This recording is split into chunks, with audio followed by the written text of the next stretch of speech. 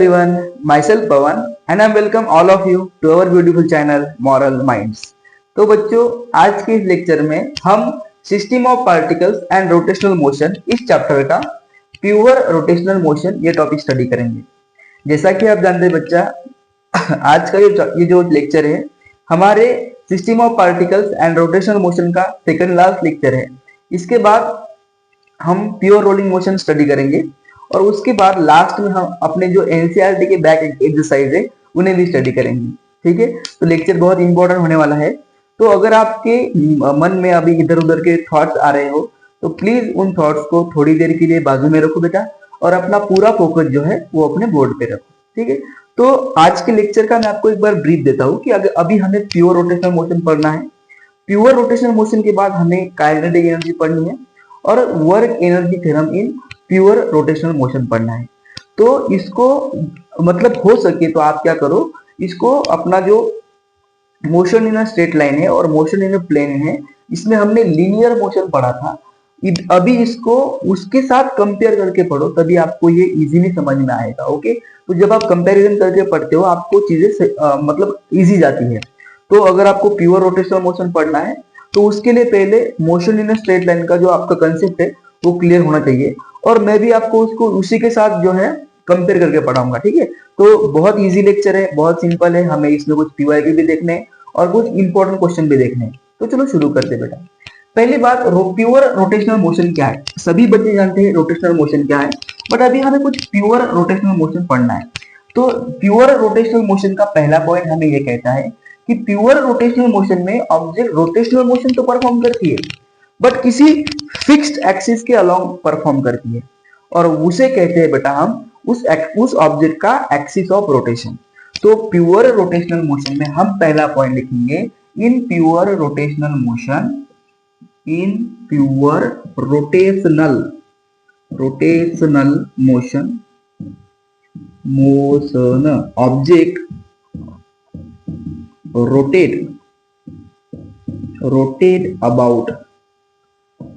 rotate about a fixed axis called axis of rotation। तो पहला point हमें यह कहता है कि अगर कोई भी object pure rotational motion perform कर रही है तो वो किसी एक्सिस के अलोंग ही रोटेशनल मोशन परफॉर्म करेगी। Without axis of rotation object pure rotational motion perform नहीं करेगी। ये हमें फर्स्ट पॉइंट कहता है। आई होप आपका फर्स्ट पॉइंट क्लियर हो चुका है। ठीक है, सेकंड पॉइंट देखो क्या कहता है। सेकंड पॉइंट हमें कहता है every point on the object, और ये रिजिड बॉडी है, ध्यान रखना। Every point on the object moves in a circular path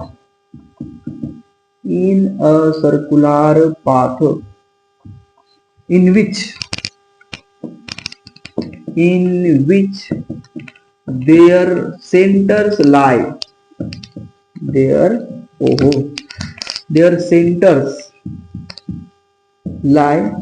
on the axis of rotation। देखो, मान लो ये ऑब्जेक्ट है, रिजिड बॉडी है अपने पास।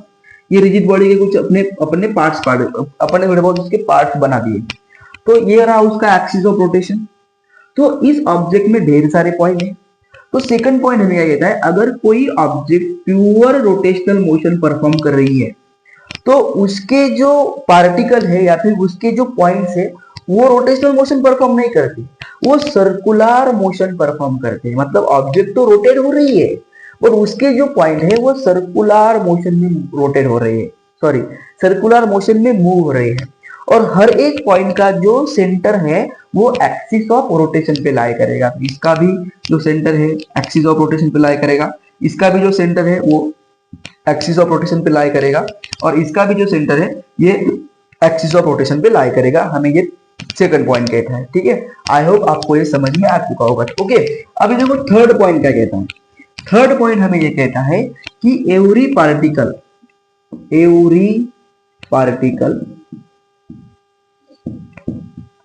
at different radius, at different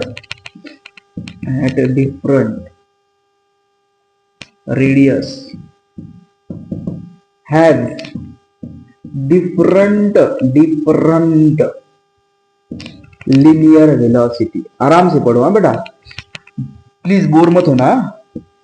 मुझे सिर्फ लिखने को टाइम लगता है, आपको लगेगा सर बोर कर रहे हैं, मैं बोर नहीं कर रहा हूं। Has different linear velocity that is v is equal to r into omega. ठीक है, देखो अभी हमें डायग्राम ड्रॉ करनी चाहिए। तो इस डायग्राम में हमने क्या पढ़ा? इस डायग्राम में हमने पढ़ा कि हर एक पार्टिकल जो है, सॉरी ऑब्जेक्ट का हर एक पॉइंट जो है वो अलग अलग रेडियस में है। ओके, तो इसकी रेडियस फॉर एग्जांपल r1 है फर्स्ट पार्टिकल की, सेकंड पार्टिकल की फॉर एग्जांपल r2 है, और थर्ड पार्टिकल की फॉर एग्जांपल r3 है। तो r1 r2 r3 इन ये तीन जो पॉइंट हमने बॉडी के स्टडी किए हैं, ये तीनों की रेडियस अलग अलग है। तो थर्ड पॉइंट हमें प्योर रोटेशनल में ये ध्यान रखना है कि जिन पॉइंट की रेडियस अलग अलग होती है उन पॉइंट की लीनियर वेलोसिटी भी अलग अलग होती है। ठीक है, तो फर्स्ट पॉइंट हमें कहता है कि वो किसी एक्सिस ऑफ रोटेशन के अलोंग रोटेट करेगी। सेकंड पॉइंट हमें कहता है कि ऑब्जेक्ट तो रोटेशनल मोशन परफॉर्म कर रही है, बट उसके जो पार्टिकल्स है या फिर उसके जो पॉइंट्स है वो सर्कुलर मोशन परफॉर्म कर रहे हैं। ओके, और थर्ड हमें क्या कहता है कि जितने भी पार्टिकल्स है और जितने भी पार्टिकल्स की रेडियस अलग अलग है, तो अलग अलग रेडियस वाले पार्टिकल्स की जो लीनियर वेलोसिटी है वो भी डिफरेंट होती है। तो जिन जिन पार्टिकल्स की या फिर जिन पॉइंट्स की रेडियस सेम है उनकी लीनियर वेलोसिटी सेम है, बट जिन पॉइंट्स की जो उनकी रेडियस है वो डिफरेंट है, इसका मतलब उनकी लीनियर वेलोसिटी भी डिफरेंट है। आई होप तुम्हें पॉइंट समझ में आ चुका हो। ओके, अभी देखो फोर्थ पॉइंट हमें क्या कहता है? फोर्थ पॉइंट हमें ये कहता है कि जो पार्टिकल्स या फिर every particles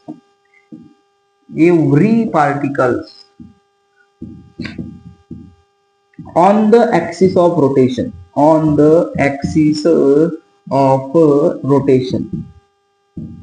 are at rest। Most important point है। देखो प्योर रोटेशनल मोशन में फोर्थ मोस्ट इंपॉर्टेंट पॉइंट है कि जो भी पार्टिकल एक्सिस ऑफ रोटेशन पे लाई करते हैं, देखो जो भी पार्टिकल एक्सिस ऑफ रोटेशन पे लाई करते हैं, सभी पार्टिकल एक्सिस ऑफ रोटेशन पे लाई करने वाले सभी रेस्ट में होते हैं, वो मूव नहीं करते। ठीक है, तो आई होप तुम्हें फोर्थ पॉइंट भी क्लियर हो चुका होगा। पहला पॉइंट क्या है कि रोटेशनल मोशन में ऑब्जेक्ट एक्सिस ऑफ रोटेशन के अलावा रोटेट करती है। सेकंड पॉइंट हमें ये कहता है कि जो ऑब्जेक्ट के पार्टिकल्स है वो सर्कुलर मोशन परफॉर्म करते हैं। और थर्ड पॉइंट कहता है और जिनकी रेडियस जो है वो एक्सिस ऑफ रोटेशन पे लाई करती है। थर्ड पॉइंट हमें ये कहता है कि जितने भी पार्टिकल्स है जिनकी रेडियस डिफरेंट है, तो डिफरेंट रेडियस वाले जो पार्टिकल्स है उनकी लीनियर वेलोसिटी भी डिफरेंट है। और फोर्थ हमें पॉइंट ये कहता है कि जब जो भी पार्टिकल्स है या फिर जो भी पॉइंट्स है जो एक्सिस ऑफ रोटेशन पे लाई कर रहे हैं, उनकी जो क्या कहते हैं हम वो जो पार्टिकल्स है उनकी अपनी कोई वेलोसिटी नहीं रहती, वो हमेशा रेस्ट पे रहते। आई होप तुम्हें फोर्थ पॉइंट भी क्लियर हो चुका होगा। फिफ्थ पॉइंट मोस्ट इंपॉर्टेंट है। ओके, तो उसके लिए तुम्हें थोड़ा बहुत कंसिडरेशन करना पड़ेगा। मान लो मेरे पास एक बॉल है, फॉर एग्जांपल मेरे पास क्रिकेट की बॉल है, तो मैंने क्या उस बॉल को थोड़ा सा टिल्ट किया। ओके, मतलब ये मेरे पास बॉल थी, मैंने तो थोड़ा सा टिल्ट किया। तो जब मैंने उस बॉल को थोड़ा सा टिल्ट किया, इसका मतलब उस ऑब्जेक्ट का कोई एक पार्टिकल थोड़े से एंगल से डिस्प्लेस हुआ होगा। मान लो अपने पास, यहाँ पे लिखता हूं मैं, ठीक है, यहाँ पे थोड़ा सा फोकस करो। ये अपने पास बॉल है, उसके पास एक पार्टिकल था P1, तो P1 को हमने P2 पे यहाँ पर शिफ्ट किया, तो उसका एक्सिस ऑफ रोटेशन हो गया। तो यहाँ पर से ऑब्जेक्ट P1 से P2 तक गई for by making some angle d theta. तो मान लो जो ऑब्जेक्ट है वो ऑब्जेक्ट ने d थीटा इतने एंगुलर डिस्प्लेसमेंट कवर करी है। तो ऑब्जेक्ट ने d थीटा, ऑब्जेक्ट के एक पार्टिकल ने d थीटा इतना एंगुलर डिस्प्लेसमेंट कवर किया।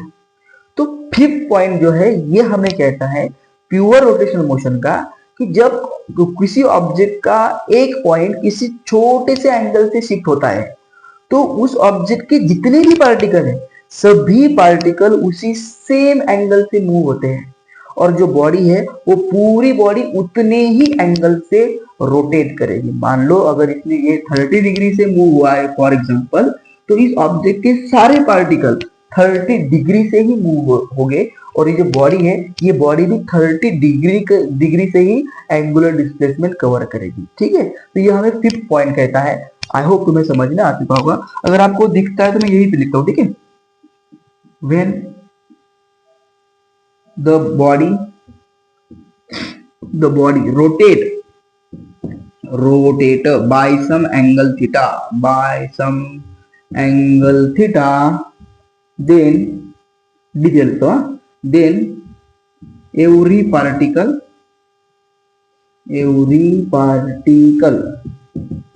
move with the same angle, I hope आपको यहाँ पर समझ में आ चुका होगा। अगर दिखता नहीं बेटा तो जो मैं बोल रहा हूँ ना उसको लिखते चलो, ठीक है। तो आई होप ये 5 पॉइंट मैंने लिखे हैं, आपको हर एक पॉइंट प्योर रोटेशनल मोशन का समझ में आ चुका होगा। बहुत इंपॉर्टेंट पॉइंट है बेटा, अभी इसे तुरंत पॉज करके नोट करो। ओके चलो हो गया, आई होप सभी का हो गया। मैं यहाँ पर टॉपिक भी इरेज करता हूँ ताकि हमें थोड़ा बहुत स्पेस मिले। अभी आपको रोटेशनल मोशन के जो 5 पॉइंट थे वो समझ में आ चुके हैं। क्यों नहीं समझ में आ चुके? क्योंकि मैंने आपको ऑलरेडी पढ़ाया हुआ है रोटेशनल मोशन, तो इसमें कोई आपको दिक्कत नहीं आनी चाहिए, ठीक है। इसलिए थोड़ा सा फास्ट भी पढ़ाया, बहुत सारे बच्चों का रोटेशनल मोशन ये टॉपिक क्लियर है, इसलिए मैंने प्योर रोटेशनल मोशन थोड़ा सा स्पीड में पढ़ाया है। Okay, I hope you guys understand. अभी हमें देखना है काइनेटिक एनर्जी। काइनेटिक एनर्जी भी बहुत सिंपल है। ओके, तो देखो बेटा काइनेटिक एनर्जी क्या है। तो जब भी कोई ऑब्जेक्ट मोशन में आती है तो वो काइनेटिक एनर्जी की वजह से आती है, ठीक है। एक होती है मोशनल एनर्जी जिसे हम काइनेटिक कहते हैं, और एक होती है स्टोर्ड एनर्जी जिसे हम पोटेंशियल कहते हैं। तो अगर कोई ऑब्जेक्ट रोटेशनल मोशन परफॉर्म कर रही है किसी एक्सिस के अलावा, फॉर एग्जांपल ये ऑब्जेक्ट है, ये रोटेशनल मोशन परफॉर्म कर रही है किसी एक्सिस के अलावा, ओके, इसका एक्सिस ऑफ रोटेशन है, तो उस केस में क्या होगा, ये अपना एक्स एक्सिस, ये अपना वाई एक्सिस, ठीक है, डोंट वरी। तो उस केस में क्या होगा, ये ऑब्जेक्ट रेस्ट में है क्या? नहीं, ये ऑब्जेक्ट मोशन में है। और इसका मोशन कौन सा है? इसका मोशन रोटेशनल मोशन है, इसका मोशन लीनियर मोशन नहीं है बेटा। तो ऑब्जेक्ट तो मोशन में है और ऑब्जेक्ट ट्रांसलेशनल या फिर लीनियर मोशन परफॉर्म नहीं कर रही है। तो जो ऑब्जेक्ट लीनियर मोशन परफॉर्म करती है उसमें ट्रांसलेशनल काइनेटिक एनर्जी रहती है, बट जो ऑब्जेक्ट रोटेशनल मोशन परफॉर्म करती है उसके अंदर जो होती है बेटा, उसके अंदर रोटेशनल काइनेटिक एनर्जी रहती है। इसका अभी हमें थोड़ा सा डेरिवेशन देखना है, बहुत सिंपल है। मान लो अपने पास एक ऑब्जेक्ट है, जो ऑब्जेक्ट रोटेशनल मोशन परफॉर्म कर रही है, ठीक है। तो ट्रांसलेशनल काइनेटिक एनर्जी क्या होती है? काइनेटिक एनर्जी ट्रांसलेशनल क्या होती है बेटा? Translational kinetic energy is equal to 1/2 mv²। अगर हमें इसमें से रोटेशनल काइनेटिक एनर्जी फाइंड करनी है तो ये जो वेलोसिटी है, ये वेलोसिटी कौन सी है? ये वेलोसिटी है बेटा linear velocity. But rotational motion में लीनियर वेलोसिटी नहीं रहती, उसमें एंगुलर वेलोसिटी रहती है। और आप सभी जानते हैं लीनियर वेलोसिटी और एंगुलर वेलोसिटी में एक रिलेशन है, that is v is equal to r into omega. अगर हम v की जगह पे r इंटू ओमेगा पुट करें तो हम जो है इजीली काइनेटिक एनर्जी फाइंड कर सकते हैं, sorry easily rotational kinetic energy find कर सकते हैं। तो देखो, put this value in our equation, we get rotational kinetic energy that is 1/2 m v का स्क्वायर मतलब क्या? r इंटू ओमेगा ब्रैकेट का स्क्वायर। ओके, तो kinetic energy is equal to 1/2 m r square into omega square. तो m r square क्या है रे? तो तुम सभी जानते हो बेटा, बचपन से तुमने पढ़ा है I is equal to M R square, क्योंकि mass moment of inertia is the product of mass and square of position vector या फिर square of distance from the axis of rotation, जिसे हम मोमेंट ऑफ इनर्शिया कहते हैं। तो यहाँ पर क्या आया रे? यहाँ पर आया एम आर स्क्वायर। तो एम आर स्क्वायर मतलब क्या? I। तो यहाँ पर अपन लिखेंगे काइनेटिक एनर्जी रोटेशनल, यहाँ पर R लिखता हूं मैं, ठीक है। Kinetic energy rotational is equal to 1/2 I into omega का स्क्वायर। तो अगर आपको काइनेटिक एनर्जी फाइंड करनी है तो काइनेटिक एनर्जी के लिए आप फॉर्मूला यूज करेंगे बेटा, kinetic energy is equal to 1/2 I omega square. और ये कौन सी काइनेटिक एनर्जी है? ये जो एनर्जी है ये रोटेशनल काइनेटिक एनर्जी है, ठीक है बेटा। अभी आप देखो, अगर आप इसको ऑब्जर्व करोगे तो आप इसमें एक और रिलेशन फाइंड कर सकते हो। वो क्या है? सभी जानते हैं एंगुलर मोमेंटम होता क्या है? एंगुलर मोमेंटम होता है capital L is equal to I into omega, या फिर J is equal to I into omega. बहुत सारे बुक्स में कैपिटल L भी लिखा है, कैपिटल J भी लिखा है। आपको जो कंसीडर करना है वो करो, बट उसको उसका जो यूज है वो डेफिनेट यूज करो, ठीक है। क्योंकि यहाँ पर अपन ने जे लिखा और जे को तुम टॉर्क कह रहे हो, टॉर्क को तुम एंगुलर मोमेंटम कह रहे हो, ऐसा मत करो। अगर तुम्हारे जहन में एंगुलर मोमेंटम का सिंबल अगर कैपिटल यल है तो कैपिटल यल ही रहना दो, कोई बात नहीं है, उसको चेंज मत करो। ओके, तो देखो capital L is equal to क्या रहेगा, आई इंटू ओमेगा। तो यहाँ पर भी आई इंटू ओमेगा है, बट यहाँ पर आई इंटू ओमेगा का स्क्वायर है। तो काइनेटिक एनर्जी में और एंगुलर मोमेंटम में एक रिलेशन बन सकता है, बट उसके लिए हमें जो है इस इक्वेशन को थोड़ा बहुत एडजस्ट करना पड़ेगा। तो कैसे एडजस्ट करेंगे हम, इसे हम मल्टीप्लाई करेंगे कैपिटल आई से और डिवाइड करेंगे कैपिटल आई से। सो वी मल्टीप्लाई क्यों कर रहे हो यार मल्टीप्लाई, उसे वैसा ही रहने दो। बड़े अगर उसको वैसा रहने दिया तो क्वेश्चन कैसे करेंगे अपन, ठीक है। तो we multiply and divide, multiply भी करो और डिवाइड भी करो बाय कैपिटल आई। ओके, तो we multiply and divide by capital I. इसको इक्वेशन नंबर 1 कह दो बेटा, इसको सेकंड कह दो, ठीक है। We multiply and divide by capital I, equation number 2, ठीक है। तो इक्वेशन नंबर 2 को हम कैपिटल आई और कैपिटल आई से मल्टीप्लाई और डिवाइड करेंगे, ठीक है। सो करो divide, kinetic energy rotational is equal to 1/2 I multiply by I omega square upon I, ठीक है। तो kinetic energy rotational is equal to क्या आया, 1/2 आई स्क्वायर इंटू ओमेगा का square upon I, that is kinetic energy rotational is equal to I square into omega square upon 2 into आई।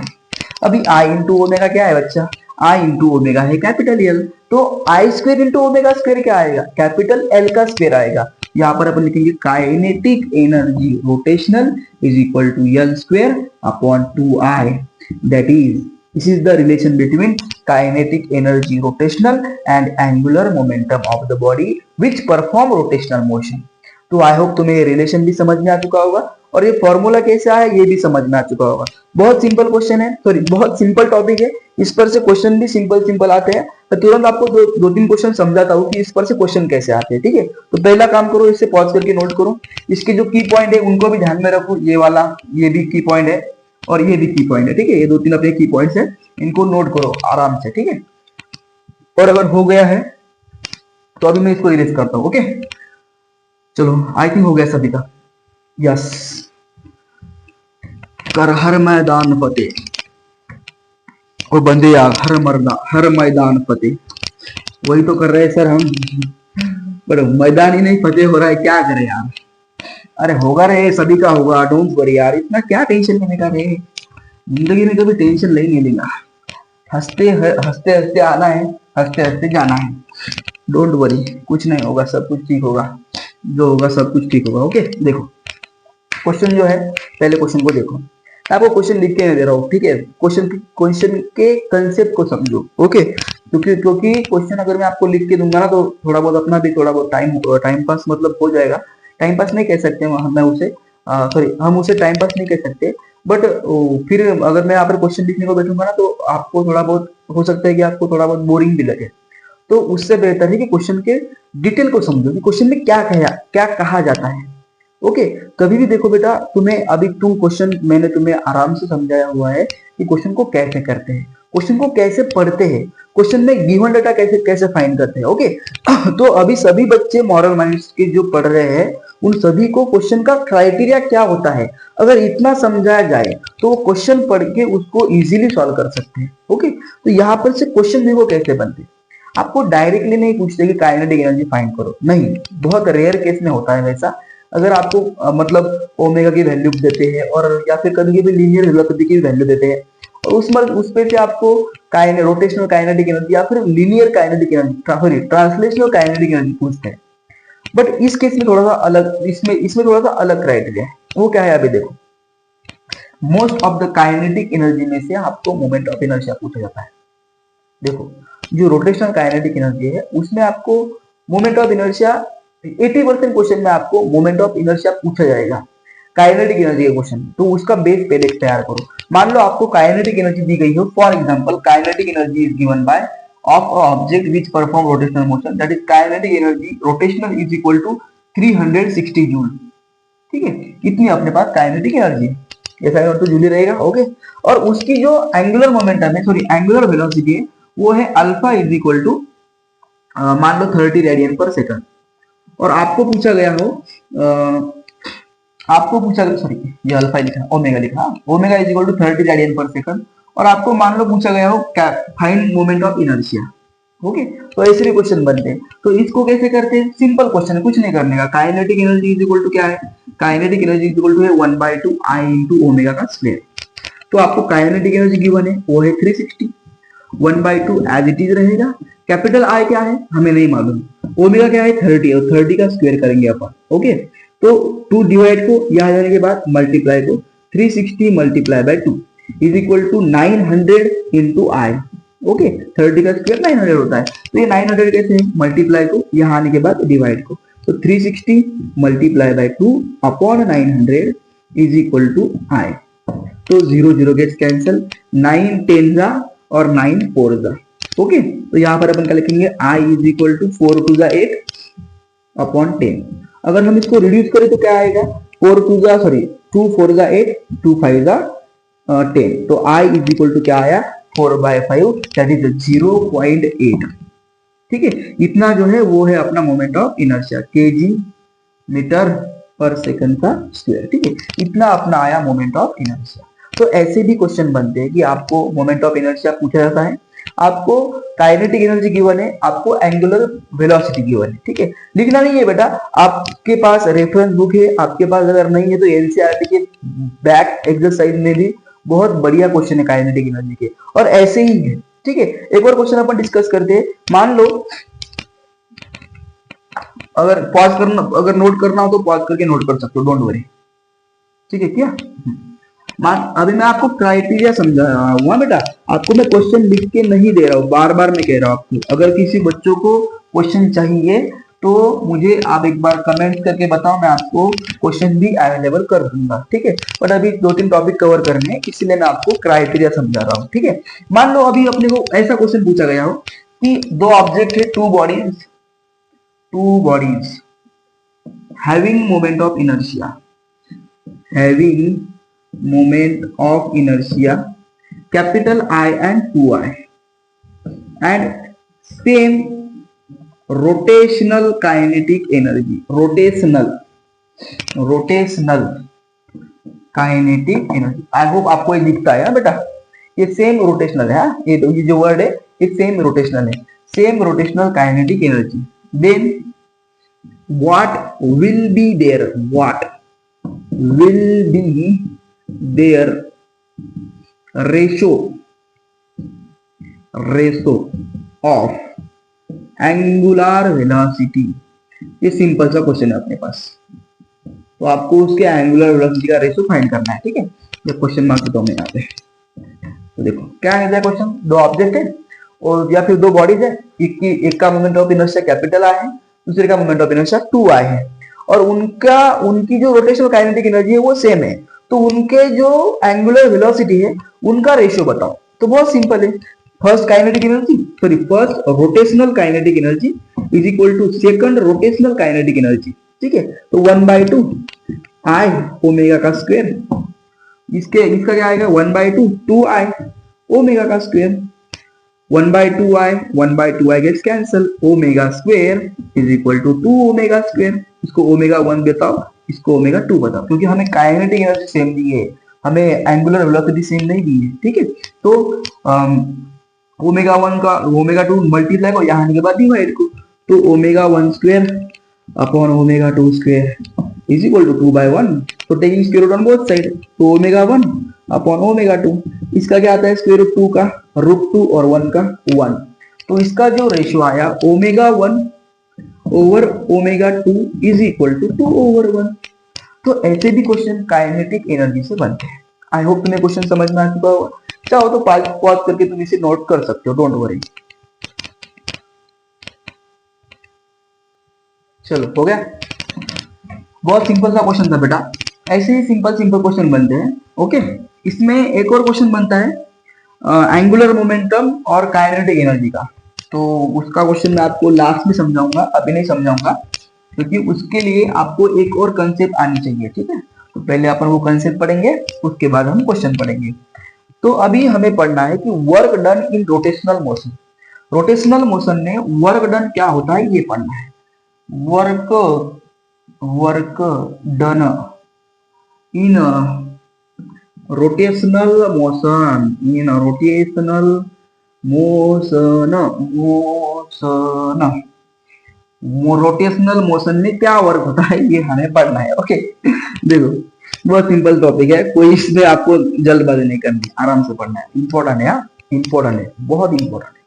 मान लो अपने पास एक rigid body है।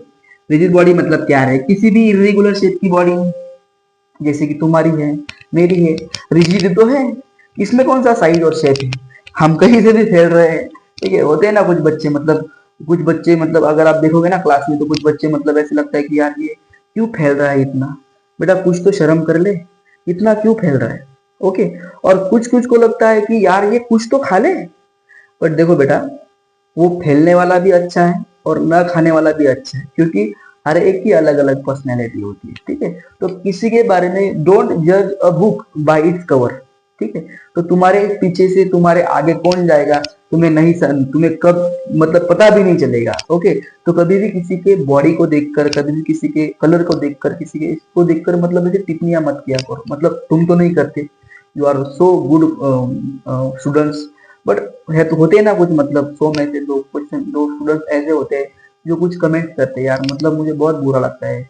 जब मैं भी ऑफलाइन में जब पढ़ा था ना, मतलब एक बच्चा था मेरा, मैं उसका नाम नहीं बताऊंगा आपको, वो बच्चा थोड़ा सा डिप्रेशन में था। उसने कहा था कि सर मुझे कुछ बच्चे ऐसे कहते, देखो बेटा हम बोलने वाले को तो कुछ कर नहीं सकते, और हो सकता है कि उनको इग्नोर करे।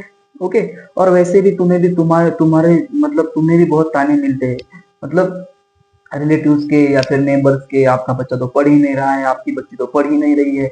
उनको क्या पता कि बच्चा कैसे पढ़ रहा है, कितना पढ़ रहा है, बच्ची किस स्टेज से जा रही है, उनको कुछ नहीं पता।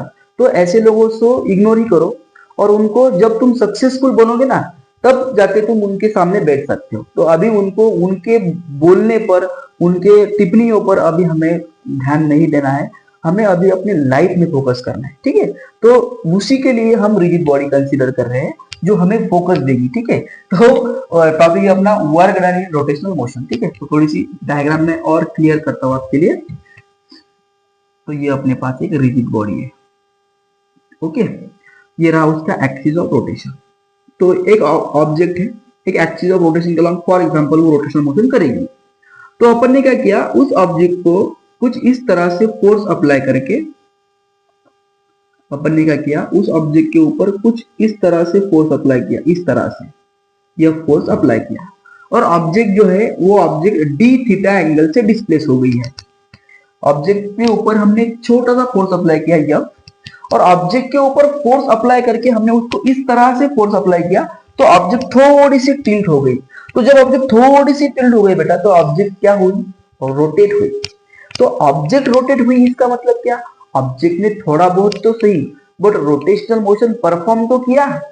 तो जब ऑब्जेक्ट ने रोटेशनल मोशन परफॉर्म किया, तब ऑब्जेक्ट की थोड़ी बहुत एंगुलर डिस्प्लेसमेंट भी हुई है।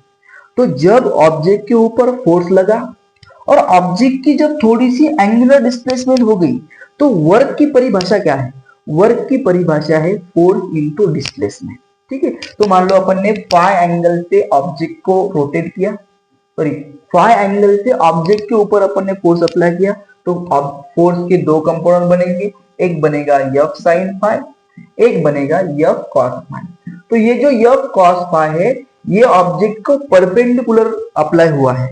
तो object rotational motion F sine phi की वजह से नहीं कर रही है, ऑब्जेक्ट जो है वो एफ कॉस फाई की वजह से रोटेशनल मोशन परफॉर्म कर रही है। तो इसके वजह से जो वर्क हुआ वो स्मॉल हुआ या लार्ज हुआ, स्मॉल हुआ, क्योंकि ऑब्जेक्ट की जो एंगुलर डिस्प्लेसमेंट है वो स्मॉल है। ओके, तो जब हम यहाँ पर वर्क की परिभाषा लिखेंगे, तो वर्क इज इक्वल टू क्या होता है, वर्क इज इक्वल टू होता है, work is equal to force into displacement. मान लो इसकी डिस्प्लेसमेंट ये है, ये छोटा सा आर्क है, और एक छोटा सा आर्क है मान लो ds, ठीक है। तो ये ds है, तो फोर्स अपन ने F अप्लाई किया और ds, तो इतना ही वर्क है क्या, वर्क छोटा सा हुआ है। यहाँ पर हम लिखेंगे dw, dw is equal to F into ds। But उनके बीच में एक एंगल भी है। वर्क मतलब क्या, फोर्स इनटू डिस्प्लेसमेंट, बट उनके बीच में कितना एंगल है, उनको मिला के वर्क बनता है। तो उनके अंदर उनके बीच में कौन सा एंगल है, फाई एंगल है। तो अपन फोर्स का कौन सा कंपोनेंट कंसीडर करेंगे, साइन फाई कंसीडर करेंगे या कॉस फाई कंसीडर करेंगे। तो बेसिकली यहाँ पर जाहिर सी बात है हम कॉस फाई कंसीडर करेंगे। क्यों, क्योंकि वो ऑब्जेक्ट के ऊपर परपेंडिकुलरली अप्लाई हुआ है। मैंने आपको रिजोल्यूशन ऑफ वेक्टर में सारी चीजें बताई हैं, ठीक है। तो जब जो बच्चे साइन फाई कॉस फाई थोड़े बहुत कंफ्यूज है, तो आप जाके रिजोल्यूशन ऑफ वेक्टर स्टडी कर सकते हो। ओके, मैंने ही आपको पढ़ाया हुआ है और बहुत सिंपल तरीके से पढ़ाया हुआ है। ओके, तो देखो बेटा, ये एफ साइन फाई, ये एफ कॉस फाई। तो ये जो फोर्स है और ये जो अपन ने इसकी जो डिस्प्लेसमेंट है, इनके बीच में एंगल क्या है, फाई। तो फोर्स का कौन सा कंपोनेंट कंसीडर करेंगे अपन, एफ कॉस फाई। तो D W is equal to क्या आया रे, D W is equal to आया F cos phi into D S. ठीक है, तो डी एस जो है वो लीनियर डिस्प्लेसमेंट है। बट यहाँ पर लीनियर डिस्प्लेसमेंट हुई क्या, नहीं हुई, यहाँ पर एंगुलर डिस्प्लेसमेंट हुई है। तो एंगुलर डिस्प्लेसमेंट मतलब क्या, जब तुम 10th में थे तुमने पढ़ा था theta is equal to arc upon radius. तो ये जो आर्क है, यही आर्क अपने लीनियर डिस्प्लेसमेंट है, यही तो डीएस है। तो डीएस अपन का लिखेंगे theta is equal to ds upon में आर। तो डीएस इज इक्वल टू क्या आएगा, r into D theta. D theta क्यों, क्योंकि एंगुलर डिस्प्लेसमेंट डी थीटा है। ठीक है, तो putting the value of ds in our equation we get d W is equal to क्या आया, F cos phi into r into D theta. ठीक है, तो एफ कॉस फाई क्या है, परपेंडिकुलर फोर्स है। एफ कॉस फाई को हम लिख सकते हैं एफ परपेंडिकुलर। तो D W is equal to क्या है अपना, F perpendicular cross r into D theta. ठीक है, तुमने पढ़ा हुआ है बेटा, तुमने क्या पढ़ा हुआ है, तुमने टॉर्क पढ़ा हुआ है। तुम्हें टॉर्क किसने पढ़ाया है, तुमको टॉर्क मैंने ही पढ़ाया है। टॉर्क की परिभाषा क्या है, टॉर्क इज इक्वल टू है force, it is the cross product of force and r, where r is the position vector or distance from the axis of rotation। तो यही तो है, यह परपेंडिकुलर क्रॉस r। आज के टॉपिक का, इस वर्क के टॉपिक का ये मोस्ट इंपॉर्टेंट कंसेप्ट है बेटा। इसके ऊपर 2 क्वेश्चन बनेंगे, हम वो डिस्कस करेंगे, डोंट वरी, बट ये मोस्ट इंपॉर्टेंट है। टॉर्क इज इक्वल टू क्या है, एफ क्रॉस आर। तो यहां पर अपन लिख सकते हैं एफ परपेंडिकुलर क्रॉस आर, इसकी जगह पे अपन लिख सकते हैं बेटा टॉर्क। तो D W is equal to क्या आया रे, D W is equal to आया torque into D theta.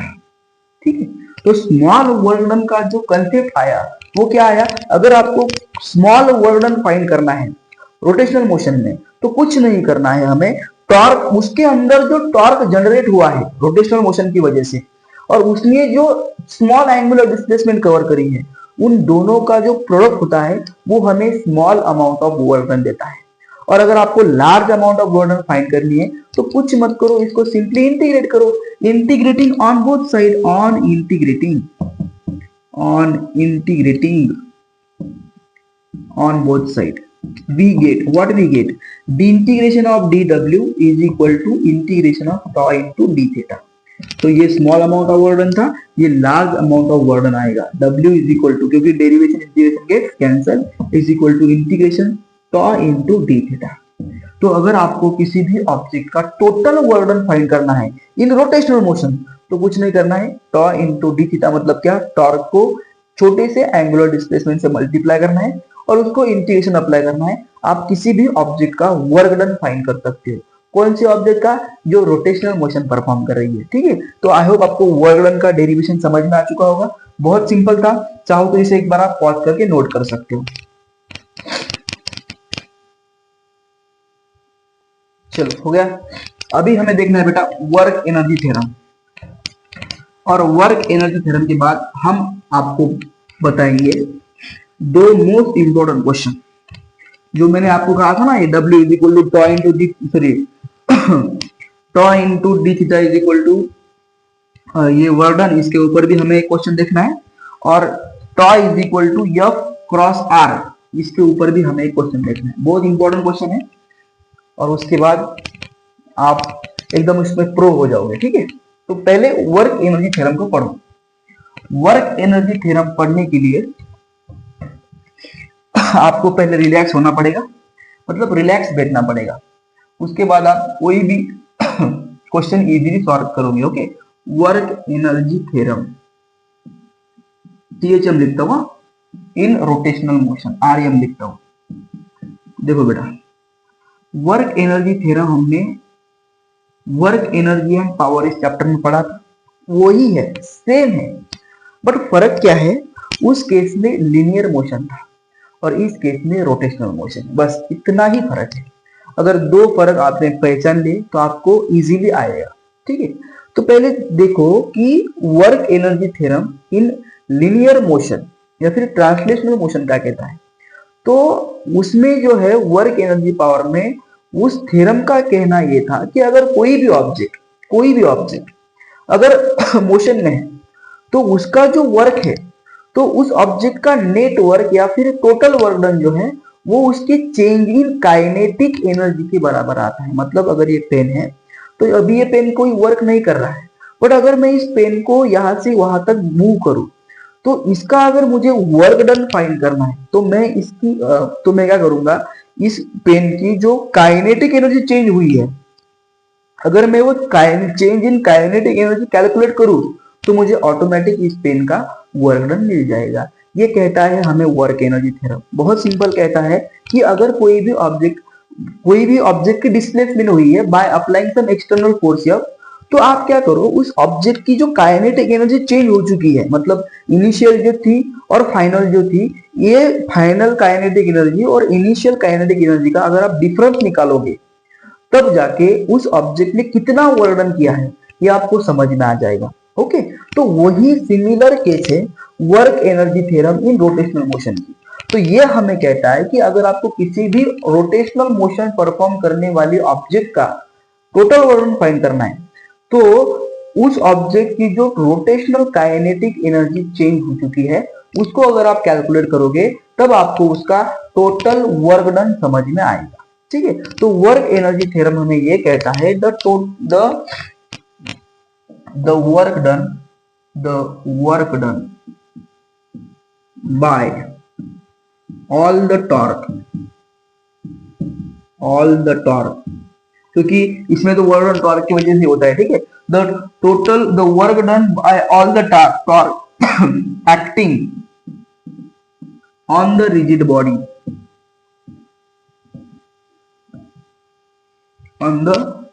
body about its fixed axis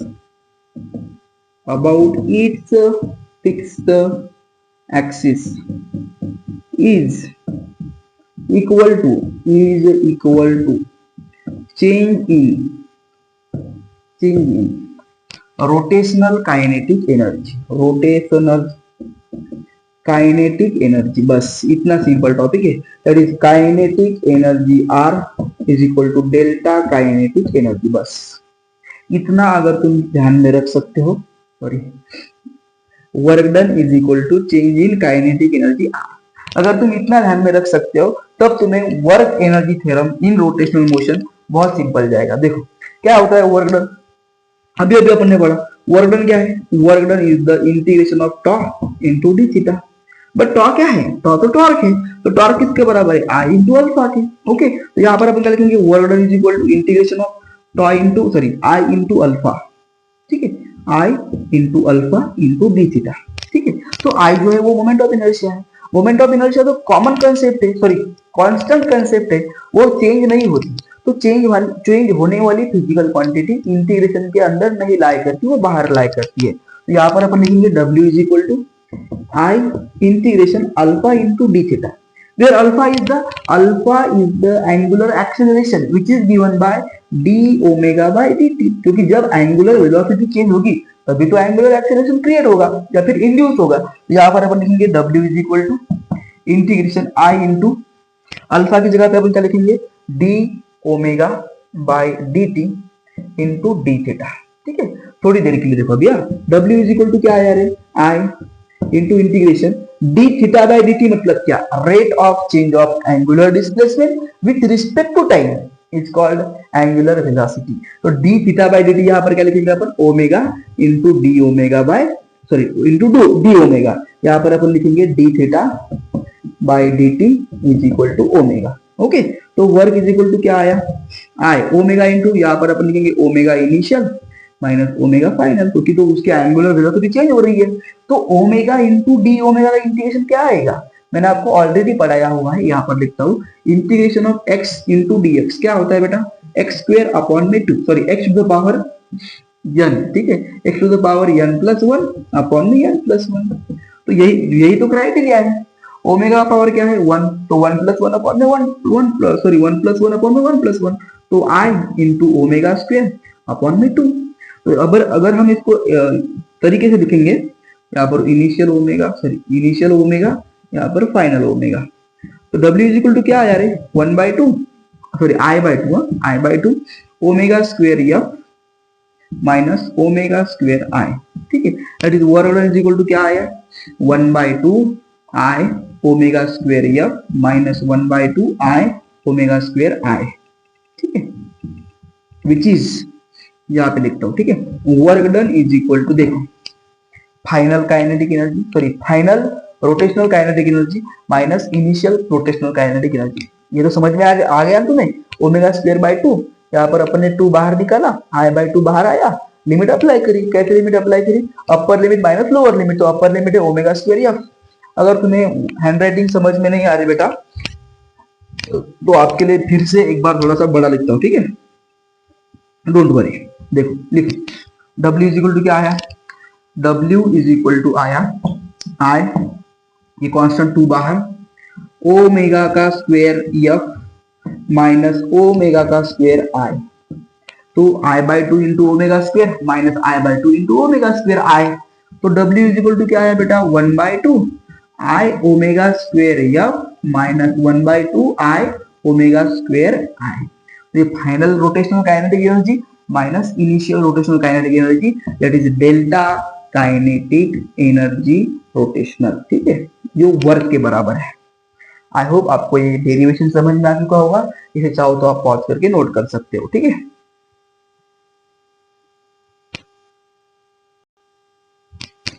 चलो बच्चा, ये क्वेश्चन है, अभी तुमको मैंने वर्क पढ़ाया, वर्क एनर्जी थ्योरम पढ़ाया, काइनेटिक एनर्जी पढ़ाई, ये सभी के कंसेप्ट का सार है ये क्वेश्चन।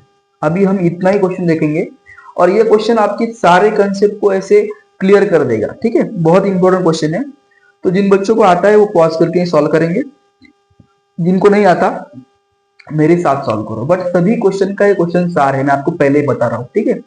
देखो क्वेश्चन क्या कहता है, यूनिफॉर्म रॉड ऑफ लेंथ यल, अपने पास एक रॉड है और वो यूनिफॉर्म है जिसकी लेंथ यल है, हम sorry hinge at the lower end is free to rotate, मतलब अपने पास एक रॉड है यूनिफॉर्म, ऐसे वो हैंग हुआ है और उसका जो लोअर एंड है वो ऐसे रोटेट हो सकता है, ठीक है, इन द वर्टिकल प्लेन, और वो वर्टिकल प्लेन में, if the rod is held vertically in the beginning and then release, तो देखो रॉड जो है हमने ऐसे वर्टिकली पहले पकड़ा और उसको ऐसे रिलीज किया, तो रिलीज करने के बाद the angular acceleration of the rod when it makes an angle of 45 degree with the horizontal, इस क्वेश्चन को पढ़ो। क्वेश्चन, अपने पास एक रॉड है, मतलब अपने पास एक यूनिफॉर्म रॉड है, इसकी लेंथ यल है, जो अपने ऐसे ऐसे उसको हैंग किया है और उसका जो लोअर एंड है वो फ्री टू मूव है, और जब हमने उसको ऐसे छोड़ दिया तो रिलीज करने के बाद जब वो ऐसे नीचे गिर रहा है तो ऐसे स्ट्रेट नहीं गिर रहा है, उसने इस हॉरिजॉन्टल के साथ ऐसे 45 डिग्री का एंगल क्रिएट करके वो ऐसे नीचे गिर रहा है, मतलब ऐसे स्ट्रेट नहीं नीचे गिर रहा है, वो ऐसे 45 डिग्री का एंगल क्रिएट करके वो रॉड ऐसे नीचे गिर रहा है, मतलब मान लो पहले ऐसे था और जैसे उसको हमने छोड़ दिया वो इस तरह के तरीके से नीचे गिर गया, ठीक है, ओके, तो उसने जो एंगल बनाया वो 45 डिग्री बनाया है, तो आपको क्या पूछा है, उसका एंगुलर एक्सेलरेशन पूछा है। तो जब मैं आपको वर्क एनर्जी थ्योरम पढ़ा रहा था, जब मैं आपको वर्क पढ़ा रहा था, तब मैंने आपको एक बात बोली थी, आप ध्यान रखोगे, tau is equal to F perpendicular cross R, ये मैंने आपको कहा था, ठीक है। तो यहाँ पर वही कंसेप्ट अभी आपको यूज करनी है और उसके बेस पर आपको क्वेश्चन सॉल्व करना है। देखो टॉर्क की 2 कंसेप्ट है, टॉर्क जो है पहले आप जानते हो, torque is the I into alpha, तो यहाँ से अपन अगर आपको आई मालूम है तो आप अल्फा फाइंड कर सकते हो, और टॉ इज इक्वल टू क्या है बेटा, अभी हमने देखा, टॉ इज इक्वल टू क्या है, एफ परपेंडिकुलर इंटू आर या फिर cross R, that is F cos theta into R, ठीक है, यही हमने पढ़ा है, इसी का सहारा लेकर हम इसे सॉल्व करेंगे। ये भी टॉर्क है, ये भी टॉर्क है, मान लो अपने पास इक्वेशन नंबर 1 है, ये इक्वेशन नंबर 2 है, दोनों इक्वेशन की लेफ्ट हैंड साइड इक्वल, मतलब आर इज बी इक्वल, उनकी लेफ्ट हैंड साइड ये भी टॉर्क है, ये भी टॉर्क है, और सेम ऑब्जेक्ट के ऊपर एक्ट हुआ है। तो ये इक्वेशन नंबर 1 और ये इक्वेशन नंबर 2 हम इक्वेट करेंगे, that is I alpha is equal to F perpendicular cross R, ठीक है, और F cos theta, F cos theta या फिर फाई इंटू आर। तो आई क्या है, moment of inertia of the rod. तो moment of inertia of uniform rod तो दो थी, मतलब एक सेंटर ऑफ एक्सिस के साथ था और एक वन एंड के साथ था। तो ये जो है वो सेंटर ऑफ एक्सिस का और उसके कुछ गिरने का कुछ यहाँ पर रिलेशन है क्या, नहीं, उसका पूरा रिलेशन जो है वो उसके वन एंड पे है, क्योंकि उसको अपन ने वन एंड से ऐसे पकड़ा है और वैसे वन एंड से ही नीचे गिर रहा है, मतलब इसका moment of inertia about its one end रहेगा, about its centre of mass नहीं रहेगा। तो यहाँ पर अपन आई की जगह पे लिखेंगे ml स्क्वायर बाय 3। मैंने आपको मोमेंट ऑफ इनर्शिया पढ़ाया हुआ है, रॉड का moment of inertia about its one and ml square by 3 रहता है इनटू अल्फा। यह क्या है, जब रॉड है वो नीचे गिर रहा है, मतलब उसके ऊपर कौन क्या एक्ट हो रहा है, ग्रेविटी एक्ट हो रही है, मतलब ग्रेविटी उसके ऊपर फोर्स एक्ट कर रही है। तो यफ की जगह पे अपन लिखेंगे mg। cos फाई क्या है, cos फाई 45 डिग्री, यहाँ पर अपन cos 45 degree into R. R क्या है, R is the distance from the centre of axis. तो ये पूरा डिस्टेंस यल है, ओके, यहाँ पर ये आर है, तो यहाँ पर से सेंटर ऑफ मास पर से या फिर सेंटर ऑफ एक्सिस पर से वन एंड का डिस्टेंस क्या रहेगा, उसके हाफ रहेगा। यहाँ पर अपन आर को क्या लिखेंगे बेटा, यल बाय 2 लिखेंगे, ओके। तो यहाँ पर अपने यहाँ लिखता हूँ M L square, capital M लिखता हूँ, ठीक है, एम एल स्क्वायर अपॉन में 3 into alpha, alpha into alpha, alpha male, sigma male, beta male, I don't know कितने मेल है बहुत, मतलब ये वर्ड भी बहुत डेंजर आए अभी भी। cos 45 की वैल्यू क्या होती है, 1/√2 इंटू एल बाय 2, ठीक है। यल गेट्स कैंसिल, एक एल से एक एल मर गया, यम से यम मर गया। अल्फा फाइंड करना मतलब ये 3 वहां पे जाएंगे, यल नीचे जाएगा, ठीक है। तो alpha is equal to g upon में ये यल, यहाँ पर लिखेंगे अपन 3 ऊपर, 2 इंटू √2, 2√2। तो क्या आया अपना अल्फा, अल्फा आया कौन सा ऑप्शन है, 3 अपॉन में 2√2 इंटू जी बाय यल। तो ये अपना आया angular acceleration, option number 1। I hope आपको ये क्वेश्चन समझ में आ चुका होगा, पॉज करके नोट करें। चलो हो गया। तो बच्चों आज आई होप आपको सभी चीजें समझ में आ चुकी होगी। तो ये अपना छोटा सा लेक्चर था आज का, जिसमें हमने rotational motion, pure rotational motion पढ़ा, काइनेटिक एनर्जी पढ़े, वर्क पढ़ा, वर्क एनर्जी थ्योरम पढ़ा। आई होप आपको हर एक चीज समझ में आ चुकी होगी। तो आज के लिए बस इतना ही था बच्चा। Thanks for watching guys and always stay blessed.